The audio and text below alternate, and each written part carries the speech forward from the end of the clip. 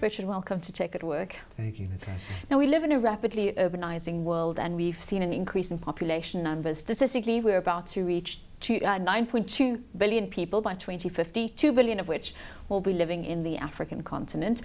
With numbers like that, are our world cities geared to handle it?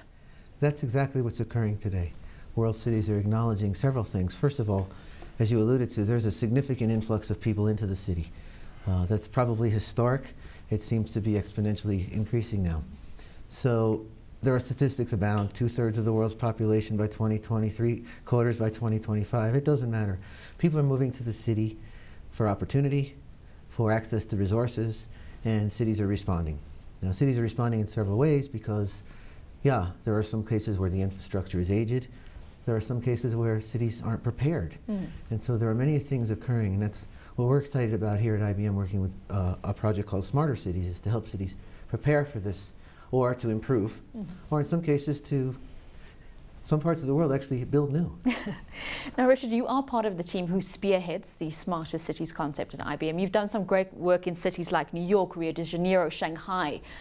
Can the same tools, the same analytic, the same technology that you applies to the bigger cities? I mean, New York and Johannesburg are vastly different, although Johannesburg is regarded as one of the most progressive cities on the African continent.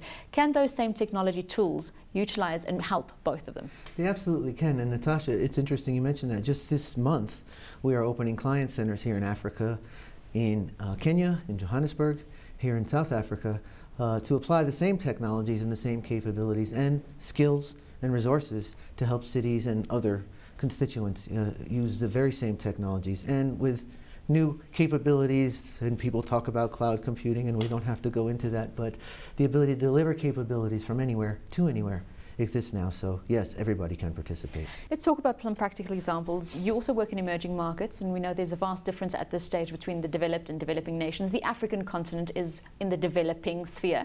A city like Lagos, the traffic is horrendous. 6 lanes, 3 lanes become 6. The robots half the time don't work. How can technology help to bridge that gap when the basic infrastructure is not even there? Right. So there are several things. First of all, and I say this all the time, and I say it almost as a mantra: think ahead, act now.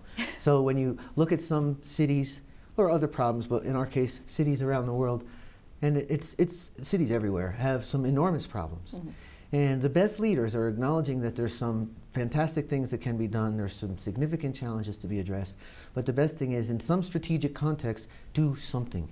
So what's happening is, there's analysis that says if you manage parking in certain ways, you can reduce congestion in the street.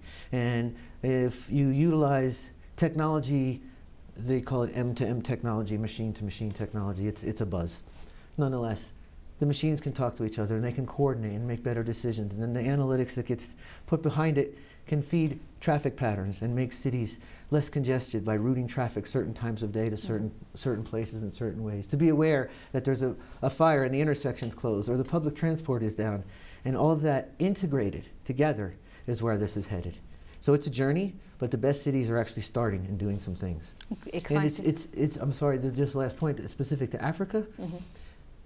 Africa has a fantastic advantage, because Africa's use of mobile telephony to basically run everybody's life. So we've actually leapfrogged some of the developed nations. You actually leapfrog from an infrastructure standpoint most of the developing nations, and made mobile telephony basically how things get done. And that's fantastic. Now, Richard, we are running out of time, but if you can give me an example, what does the ideal smart city of the future look like? The smart city of the future is integrated, meaning the transportation department knows what the water department is doing, so the water department doesn't go and dig up the road after the transportation department just paved it.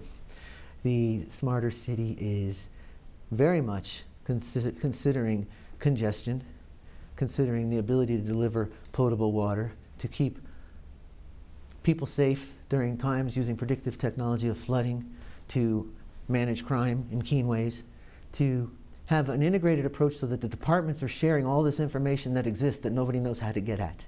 And when they do that, there's an exponential improvement in how a city operates. And that's why analytics technology and some of the other things that you're seeing are so prevalent, because now they're just ready to go. Future of integration. Richard Machos, thank you very much. Thanks so much.